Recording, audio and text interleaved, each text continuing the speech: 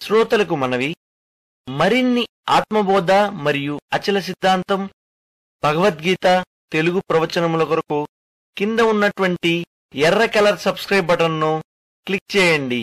అలాగే పక్కన ఉన్నటువంటి గంట బటన్ను నొక్కండి.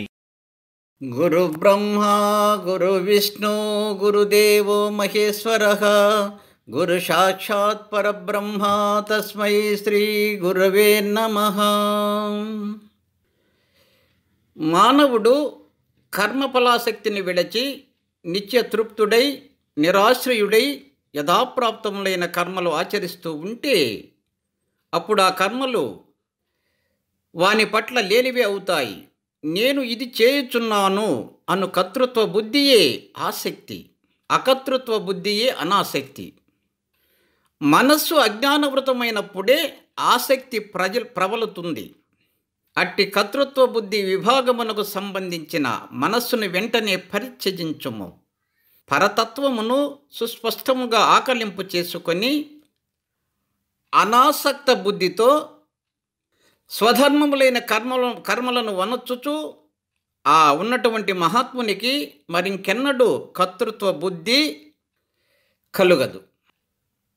అకర్తృత్వాత్ అభక్తృత్వాత్ అభక్తృత్వాత్ సమైకత్వాత్ అనంతత్వం తతో బ్రహ్మత్వం ఆతతం. నేను దేనికి కర్తను కాదు అను అభ్యాసము యోగముచే నేను దేనికి భక్తును కూడా కాదు అను అవగాహన బలం పుంజుకుంటుంది. అభక్తృత్వము వలన సమత్వము లభ్యపడుతుంది. సమత్వము నుండి అనంతత్వము, అనంతత్వము వలన బ్రహ్మత్వము సిద్ధించగలవు. ఎట్లాగైనా సరే నీవు ఇక్కడ నానాత్వమును పరిత్యజించు. పరబ్రహ్మైక్యము పొందగల లక్ష్యము ఆచరణలను ఆశ్రయించు. అప్పుడు విద్యుక్తములైనప్పటికీ నీవు ఆ కర్మలకు కర్తవు కావు. ఎవని కార్యములు కామ సంకల్ప వర్జితములో అవి మాత్రమే ప్రారంభమునందే జ్ఞానాగ్నిచే దగ్ధం కాబడినాయో అట్టి వానిని శాస్త్రములు పండితుడు అని పిలుస్తున్నాయి. సముడు, సౌమ్యుడు, స్థిరుడు, స్వస్థుడు, శాంతుడు, విషయ నిస్పృహుడు అగువాడు కర్మలు ఆచరించుచున్నప్పటికీ నైష్కర్మియే అగుచున్నాడు. అందుచేత నీవు ద్వంద్వరహితుడవై ఆత్మవంతుడవై యథాప్రాప్తములైన స్వధర్మానుకూలమగు కర్మలు ఆచరించుచు ఈ భూమండలమును అలంకరించుము. ఏ మూఢుడైతే కర్మేంద్రియాలను మాత్రం నిరోధించి ఆయా విషయానుభవములను మనస్సునందు స్మరించుచున్నాడో అట్టివాడు మిథ్యాచారి అని పిలువబడుచున్నాడు. ఎవరైతే ఇంద్రియములను ఆయా కర్మలందు నియమించేటప్పుడు మొదలే సంగరహితుడై కేవల కర్మలను కర్మేంద్రియాల సహాయంతో నిర్వర్తిస్తున్నాడో అట్టి అనాసక్త కర్మయోగం అత్యంత ప్రాశస్యమైనది సుమా. నదులు సముద్రములో ప్రవేశించగానే అవి తమ ప్రవాహత్వాన్ని సముద్ర జలంతో ఏకం చేసి ఆ సముద్ర జలంలో ఉపశమిస్తాయి, చూచావా? అట్లాగే ఎవని యందు దృశ్యాదులు ప్రకాశించగానే అవన్నీ నిర్వికారముగు ఆ బ్రహ్మమునందు లయమైపోతాయో అట్టి పురుషుడు పరమశాంతిని పొందుచున్నాడు.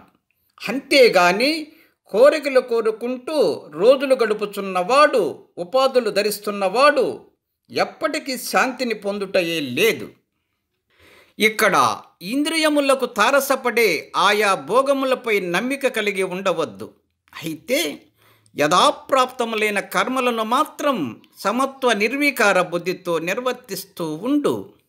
ఇక ఈ దేహములంటావా, ఇవి జన్మ జరా మరణాది స్వభావయుక్తమై అనాత్మయై ఉంటూ ఉన్నాయి. అనాత్మాత్మతాం దేహే మా భావాయ భావాత్మని ఆత్మన్యేవాత్మాతమం సత్యే భవయా భవరూపిణి. అనాత్మభూతములగు ఈ శరీరములందు ఆత్మభావం కలిగి ఉండకము. వికారరహితముగు వస్తువునందే ఆత్మభావము కలిగి ఉండుము.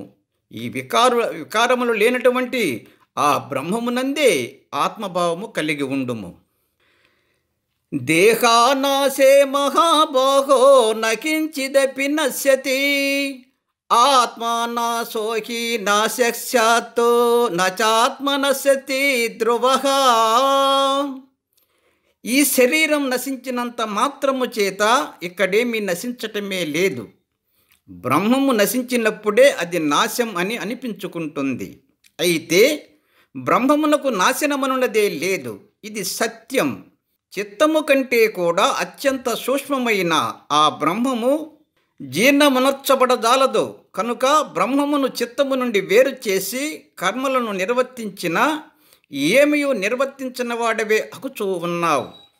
కర్తృత్వం అంటే ఏమిటి? ఆసక్తియే కదా. ఇది కావాలి అనే భ్రాంతియే కదా కర్తృత్వము.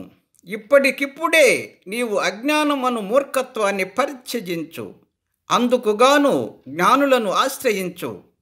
అనాసక్తమతి అయిన మహాత్ముడు కర్తృత్వ అహంకారం పొందనే పొందడు.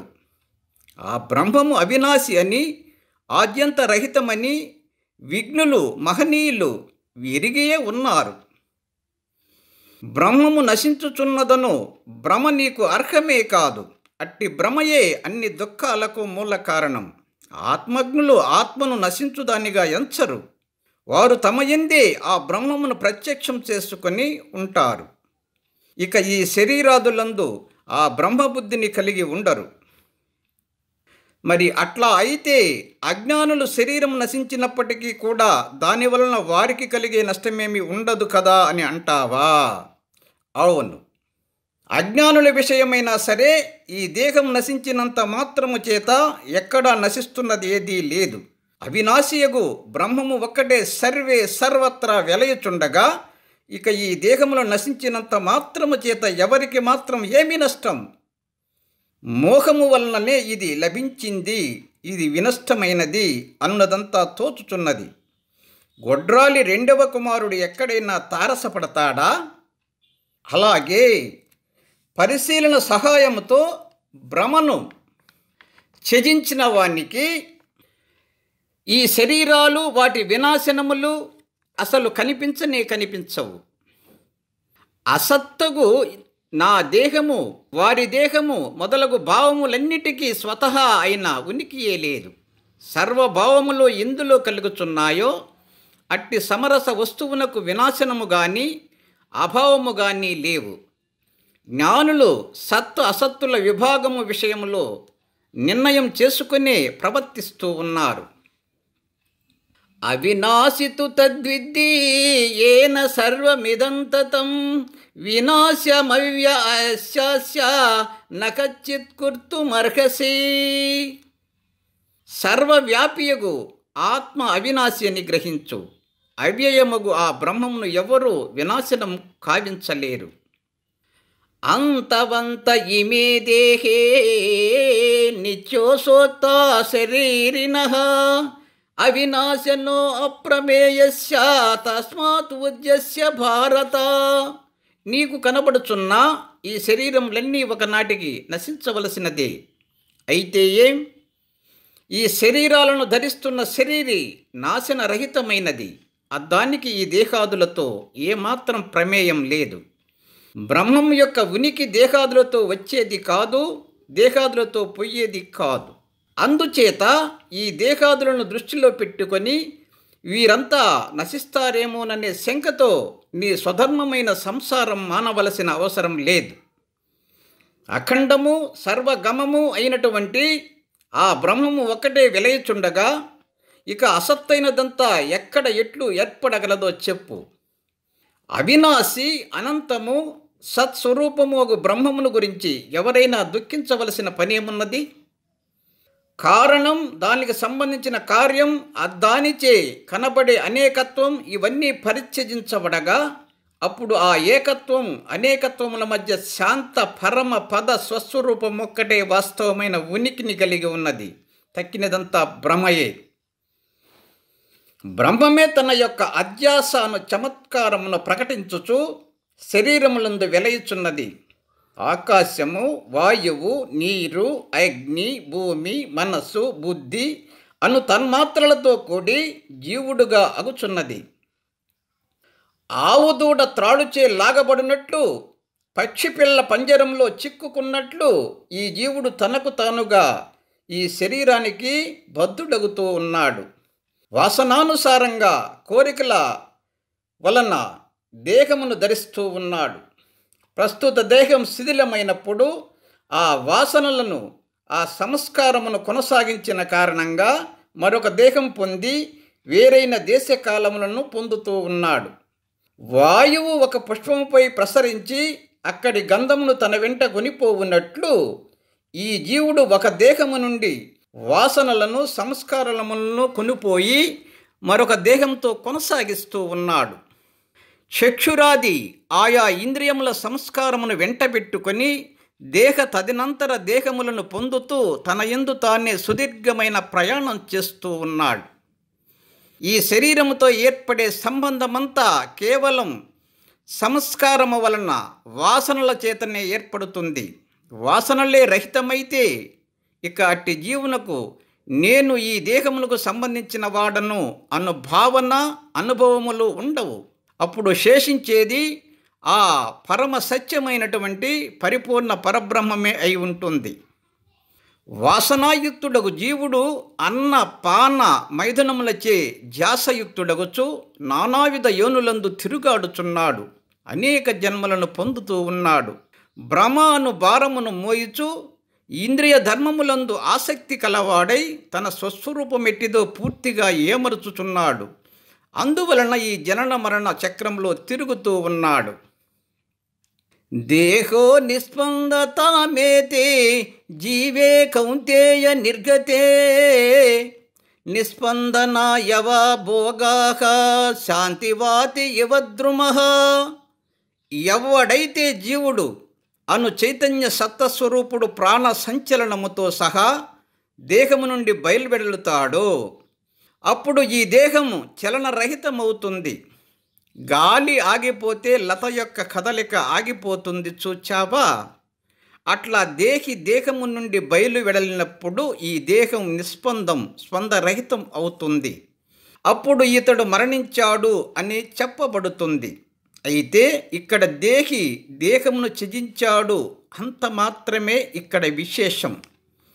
ఈ జీవుడు శరీరము నుండి బయలువెడలిన తరువాత అక్కడ ఉన్న ఆకాశమునందు తన వాసన అంటే సంస్కార బలం చేత తన వాసనలన్నీ రూపుదాల్చినట్లు గాంచుచున్నాడు.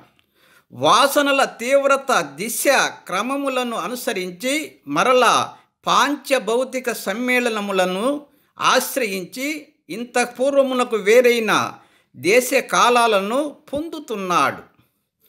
ఈ మహాప్రయాణం అనంతకాలంగా కొనసాగుతూనే ఉంటుంది. తన స్వరూపమును తాను తెలుసుకునే వరకు ఈ జనన మరణ చక్రము, ఈ వ్యధ తప్పదు. ఈ ఒక శరీర నాశనము, నూతన శరీర ఆవిర్భావము కూడా స్వప్నములో అనుభవం వంటివే. అయితే శరీరముతో కూడిన విషయములు, సంబంధములు అన్నీ కూడా ఎప్పటికప్పుడు వాస్తవమైనట్లు అజ్ఞాన వశం చేత పరికించుచున్నాడు. నిద్రలో కలగంటున్న వాని వలె నీవు ఇదంతా చూచి భ్రమించకూడదు. ఏ వస్తువు ఏ రీతిగా ఏర్పడుచున్నదో దాని వినాశనము కూడా అట్లే జరుగుతుంది. సృష్టి ప్రారంభంలో ఈ సమిష్టి సృష్టికర్త అంటే బ్రహ్మదేవుడు తన యొక్క పూర్వకల్ప వాసనలను అనుసరించి గుర్రము, ఆవు మొదలైన జీవజాతములను కేవలం కల్పన సహాయంతో సృష్టిస్తున్నాడు. అందుచేత ఇక్కడ దృశ్య జగత్తు, ఇందలి జీవన్ మృత్యువులతో సహా సర్వం కల్పన మాత్రమే, భ్రమ మాత్రమే అని గ్రహించు. కుమ్మరివాని రకరకాల కుండలులాగా ఈ వివిధ జీవజంతు జాతులు కల్పించబడుతూ ఉన్నాయి. కుమ్మరివానికైతే మట్టిని కుండలుగా మలచటానికి సారె, ఒక చక్రము మొదలైన ఉపకరణాలు కావలసి ఉంటుంది. మరి ఈ దృశ్య జగత్తు విషయము సమిష్టి సృష్టికర్తకు అనగా బ్రహ్మదేవునికి ఎట్టి ఉపకరణాలు అక్కరలేదు. ఎందుకంటే ఇదంతా మనోకల్పితమే, నీ మనస్సు యొక్క భ్రాంతే కదా. అందువలన కల్పనలోనే కొనసాగుతుంది, కల్పనలోనే లయిస్తుంది, కల్పన ఎందే ఉపశమిస్తుంది. అంతా కూడా నీ మనస్సులోనే జరుగుతూ ఉన్నది. జీవునికి జగత్తుకు గల సంబంధము కథా రచయితకు, కథా రచనకు గల సంబంధం వంటిది. ఈ జగత్తు మొదలు చివరా కూడా కల్పనయే కాబట్టి ఇది వర్తమానములో కూడా మిథ్యయే, భ్రాంతియే, భ్రమ మాత్రమే. కల్పనతో కూడినది వాస్తవం ఎట్లా అవుతుంది? జీవుని స్వరూపము జ్ఞానశక్తియే, ఆ పరబ్రహ్మమే. అట్టి జ్ఞానశక్తి చేతనే పదార్థాల ఉనికి అనుభవం అవుతుంది. ఆ అనుభవం యొక్క రూపం కల్పన చేతనే నిర్మించబడుతుంది. కనుక ఈ జగత్తు ఆరోపితమైన భ్రమతో కూడిన దృష్టి కారణంగా ఘనీభూతమైన సంసార సాగరంలాగా, పెద్ద సముద్రంలాగా తోచుచున్నది. ఈ జగత్తు ఆ ద్రష్ట యొక్క వాసనలను అనుసరించి, వాడి సంస్కారాన్ని అనుసరించి అనేక విధములుగా స్ఫరించుచున్నది. ఆ వాసనలు, ఆ భ్రాంతులు ఇంతకు పూర్వము కర్మ భావనల పరంపర విశేషము చేతనే ఆయా వర్తమాన రూపములు కలిగి ఉన్నాయి. ఇంతకు పూర్వపు పురుషాకారము చే వాసనలు ఏర్పడిన వర్తమాన పురుషాకారం యొక్క ఉచ్చ నీచములను అనుసరించి ఇక ముందు బలహీన పడడము లేక బలపడడము జరుగుతుంది. నిన్న సంపాదించుకున్న ధనం ఈరోజు చేసే వినియోగ సముపార్జనలను అనుసరించి తరగడము, పెరగడము జరుగుతుంది కదా. నిన్న తిన్న ఆహారము వలన కలిగిన అజీర్ణము వంటి ఏదైనా అనారోగ్యము ఈరోజు సేవించే ఔషధం చేత తొలగించబడుతుంది, చూచావా? అట్లాగే వర్తమానంలో నిర్వర్తించే తపస్సు, దానం, ధ్యానం, కర్మఫల సమర్పణ వంటి ఉత్తమ కర్మలు ఔషధ రూపంలో ఇంతకు పూర్వపు వాసనలను తగ్గించగలవు, తొలగించగలవు. జీవుడు వాసనలను తొలగించుకున్నప్పుడు అతని యందు ఆ బ్రహ్మ స్వభావం స్వయం సిద్ధంగా ప్రకాశించగలదు. అందుచేత నీవు ఎంత శ్రమించి అయినా సరే శాస్త్ర విహిత ధ్యానాది కార్యక్రమములను, నీకు విధించిన కర్మ ఫల సమర్పణను ఏక సమయంలో అత్యంత శ్రద్ధతో నిర్వర్తించు. అంతేకాని ఇంద్రియాల వెంట మనస్సుతో పరుగులిడి వెనుక ముందు చూచుకోకుండా వాసనలను మరింత, ఆ భ్రాంతి వలన, కోరికల వలన మరింత మూటగట్టుకోకు. అప్పుడు మానవ జన్మ అను అవకాశమును దుర్వినియోగపరచిన వాడవే అవుతావు. జాగ్రత్త. ఓం పూర్ణమదః పూర్ణమిదం పూర్ణముదచ్యతే పూర్ణస్య పూర్ణమాదాయ పూర్ణమేవావశిష్యతే. ఓం శాంతి శాంతి శాంతి. శ్రోతలకు మనవి, మరిన్ని ఆత్మబోధ మరియు అచల సిద్ధాంతం, భగవద్గీత తెలుగు ప్రవచనముల కొరకు కింద ఉన్నటువంటి ఎర్ర కలర్ సబ్స్క్రైబ్ బటన్ను క్లిక్ చేయండి. అలాగే పక్కన ఉన్నటువంటి గంట బటన్ను నొక్కండి. అలాగే ఇక్కడ ఉన్నటువంటి లైక్ బటన్ను నొక్కండి మరియు షేర్ చేయండి. ఈ అచల బోధ గురించి మీ అభిప్రాయాలను కింద ఉన్నటువంటి కామెంట్ బాక్స్లో కామెంట్ చేసి మాకు మీరు తెలుపగలరు.